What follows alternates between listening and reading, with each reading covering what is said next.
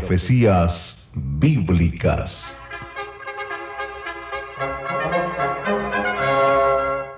Los acontecimientos pasados, presentes y su consecuencia futura, analizados en este programa a la luz de la Biblia, la palabra de Dios. Amigo mío, bienvenido una vez más. Seguimos hablando sobre la fiesta de los tabernáculos. Hace ya muchos años, en una noche fría de otoño, cuando el aire frío y refrescante agitaba las ramas de los árboles, Jerusalén, la ciudad de los palacios, de la hermosura y gloria, presentaba un aspecto muy distinto del acostumbrado. Distinto incluso del que ofrecía cuando sus calles estaban colmadas de peregrinos durante la semana de la Pascua o Pentecostés. Las laderas de sus colinas se veían en la distancia salpicadas de colores, como si fuesen el área de almuerzos campestres. Al acercarse podía verse las cabañas provisionales construidas en las faldas del valle de Cedrón, extendiéndose de norte a sur hasta donde abarcaba la vista. Estos así llamados Sucot se levantaban en los terrados de las casas, en las azoteas, en los porches, en los patios, en calles y plazas, al igual que en las avenidas y jardines. Todo, claro está, a un día de jornada de distancia sabatina del monte del templo. La cosecha final del otoño había sido recogida en graneros, y claro, los hombres de todas partes de Israel habían acudido a Jerusalén para una semana de celebración. Esta era la fiesta de los peregrinos extranjeros que venían de países lejanos y cuyas contribuciones al templo eran aceptadas y contadas. Ahora, en el frescor deleitoso del otoño, cuando ya habían terminado la vendimia y las primeras, manchas doradas teñían el follaje, los extranjeros de lejanas tierras y los paisanos de Judea se entremezclaban en las calles de Jerusalén bajo la sombra del glorioso santuario de mármol, cedro y oro del templo allí en el monte Moría, que era símbolo de la infinita presencia de Dios. Cuando la luna llena radiante brillaba esa tarde en el firmamento, los sacerdotes del templo tocaron las trompetas anunciando así el comienzo de la fiesta de los tabernáculos. Las multitudes estaban alborozadas con las últimas noticias de deudos y amigos. Todo el fin, hasta que las estrellas iluminaron el azul radiante del cielo, el humo de los holocaustos, claro está, se elevaba en columna que se iba ensanchando y meciéndose para terminar difundiéndose sobre el monte de los olivos y el monte de Sión. El canto de los levitas y las respuestas solemnes de los llamados Halel eran transportadas por la brisa, mientras el toque de las trompetas de los sacerdotes despertaba ecos en las colinas cercanas. Los amigos disfrutaban visitándose unos a otros. Por todas partes podían verse corrillos de personas hablando de las fiestas a celebrarse. Muchos estaban discutiendo las historias que habían escuchado acerca del hombre de Galilea. Piense en esas circunstancias. Y le buscaban los judíos en la fiesta y decían, ¿dónde está aquel? Y había gran murmullo acerca de él entre la multitud, pues unos decían, es bueno, pero otros decían, no, sino que engaña al pueblo. Dicen Juan 7, 11 y 12. El tema de estas discusiones era Jesús, y se preguntaban, ¿acudirá al festival? ¿Podremos verlo y oírlo? ¿Realizará algunos milagros? Porque todos habían oído hablar de sus milagros. Llegó el primer día y él no hizo su aparición, tampoco el segundo día, ni el tercero. Según la ley mosaica, el Señor tenía que asistir. Las personas tenían dificultad en concentrarse en sus actividades requeridas, ya que todas las conversaciones eventualmente giraban alrededor de este extraño personaje, Jesús de Nazaret. Claro está, nadie hablaba abiertamente de él por temor a las autoridades eclesiásticas del templo. Claro, se rumoreaba que había cargos en su contra por incitar una revuelta, decían. La última vez que estuvo en el templo, unos 6 meses antes, había curado a un hombre en el día sábado, cerca del estanque de Betesda, una gran fuente justo al norte de las instalaciones del templo. Eso había causado cierto malestar entre los fariseos. Para ellos Jesús había violado la ley del sábado. Ya a media hora de la tarde del cuarto día, la multitud no podía pensar en nada más. ¿En dónde estaba Jesús de Nazaret? Súbitamente él apareció allí en medio de todo y comenzó a predicar. Nadie lo había visto llegar caminando por la ruta que conducía al templo. Tampoco le habían visto entrar a través de las puertas que llevaban hacia el área del templo. Los evangelios no dicen nada de esto. No hubo ninguna, fanfarria para darle la bienvenida. No. Él hizo su aparición súbitamente. Hasta sus discípulos estaban perplejos. No tenían ni idea cómo había llegado a la ciudad. Y allí estaba predicando en el templo. El mensaje de nuestro Señor ese día, que naturalmente expone un escenario profético de importancia. Jesús se presentó en medio de la celebración y habló de esas cosas pertinentes a la primera, a su primer advenimiento. Regresó el 7º día con un clamor y un mensaje que concierne a su futuro retorno. En realidad, todas las actividades que se celebraban en estos 7 días y que comenzaban con la recolección de la cosecha, tenía un significado profético, señalaban al futuro. Estos días representan 7,000 años de esfuerzo humano.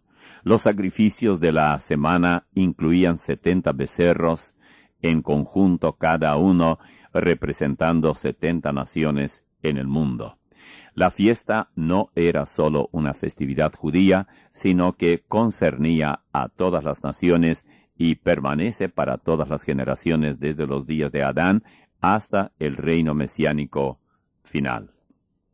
El apóstol Juan nos ofrece una vista de este maravilloso escenario profético que encierra y cumpliera nuestro Salvador.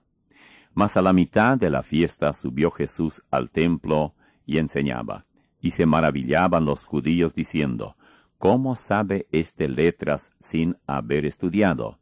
Jesús le respondió y dijo, mi doctrina no es mía, sino de aquel que me envió. El que quiere hacer la voluntad de Dios conocerá si la doctrina es de Dios o si yo hablo por mi propia cuenta. El que habla por su propia cuenta, su propia gloria busca, pero el que busca la gloria del que le envió, este es el verdadero, y no hay en él injusticia. ¿No os dio Moisés la ley, y ninguno de vosotros la cumple la ley? ¿Por qué procuráis matarme? Juan 7, 14 y 19. Esta conversación cubre la esencia del primer advenimiento de Cristo. Él vino a la tierra 4,000 años después de la creación del hombre, con el propósito de convertirse en el sacrificio final para todas las naciones. Su discusión en ese día incitó a los fariseos y a los sumos sacerdotes para que enviaran oficiales para arrestarlo. Dice en Juan 7, 33 y 34, entonces Jesús dijo, todavía un poco de tiempo estaré con vosotros, e iré al que me envió. Me buscaréis, mas no me hallaréis, y a donde yo estaré vosotros no podréis venir. Sin duda alguna, tal como prometió 40 días después de su resurrección, Jesús ascendió al cielo, en donde ha permanecido hasta este día. En Mateo 23:39 le hizo esta advertencia allá a los fariseos: porque os digo que desde ahora no me veréis hasta que digáis bendito el que viene en el nombre del Señor. Esta es la bendición mesiánica que los judíos esperan pronunciar cuando llegue finalmente el gran día de la redención para ellos. Fue enseñada originalmente en el Salmo 118. Note en el contexto que aparece: la piedra que desecharon los edificadores ha venido a ser cabeza del ángulo. De parte de Jehová es esto, y es cosa maravillosa a nuestros ojos. Este es el día que hizo Jehová. Nos gozaremos y alegraremos en él. Oh Jehová, sálvanos ahora, te ruego, oh Jehová, que nos hagas prosperar ahora. Bendito el que viene en el nombre de Jehová. Desde la casa de Jehová os bendecimos. Salmo 118, 22 al 26. La piedra angular del templo, que fue rechazada por los constructores en el día de Salomón, se convierte en una metáfora para el Mesías que rechazaron. Él predijo que retornaría triunfante al principio del 7º milenio, el profetizado día del Señor. El salmista describe este 7º milenio como el día que hizo Jehová. Cuando llegue ese día y el Armagedón esté desatado, los judíos gritarán: sálvanos ahora. El término hebreo Hosanna, seguido por la bendición mesiánica: bendito el que viene en el nombre del Señor. Esta fue precisamente la declaración que hicieron las personas comunes y corrientes que le dieron la bienvenida a Jesús el día de su entrada triunfal. Y trajeron el asna y el pollino, y pusieron sobre ellos sus mantos. Y él se sentó encima, y la multitud, que era muy numerosa, tendía sus mantos en el camino, y otros cortaban ramas de los árboles y las tendían en el camino. Y la gente que iba delante y la que iba detrás clamaba diciendo: Hosana al Hijo de David, bendito el que viene en el nombre del Señor, Hosana en las alturas. Cuando entró él en Jerusalén, toda la ciudad se conmovió diciendo: ¿quién es este? Y la gente decía: este es Jesús el profeta de Nazaret de Galilea. Mateo 21, 7 al 11. Aunque las personas comunes y corrientes le alababan, no así los líderes del templo. Vemos que solo 2 capítulos después, en el mismo Evangelio de Mateo, el Señor Jesucristo le dice a los fariseos que no retornaría hasta que los líderes religiosos se unieran al pueblo y pronunciaran la bendición mesiánica: bendito el que viene en el nombre del Señor. Juan nos dice que después de escuchar a Jesús decir que se iba, los líderes religiosos especulaban entre ellos mismos qué era lo que había querido decir. Entonces los judíos se dijeron entre sí: ¿dónde se irá este que no lo hallemos? ¿Se irá a los dispersos entre los griegos y enseñará a los griegos? ¿Qué significa esto que dijo? Me buscaréis y no me hallaréis, y a donde yo estaré vosotros no podréis venir. Juan 7:35 al 36. Jesús dijo que iba a regresar al cielo y permanecer allí.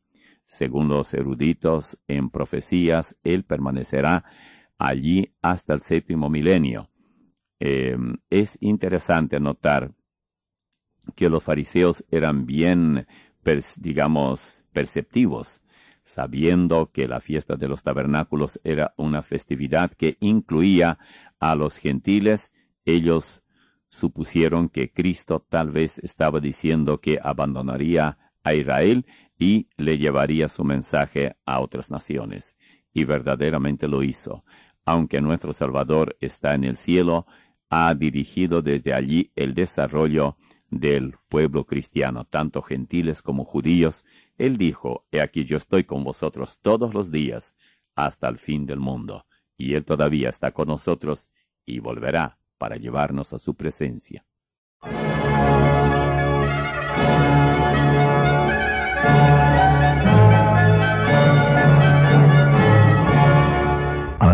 ahora hemos compartido con ustedes un análisis del pasado, del presente y del futuro, ateniéndonos a las profecías bíblicas. El pastor José Olobati volverá con otro capítulo de este ameno, interesante e instructivo programa cuando anunciemos Profecías Bíblicas.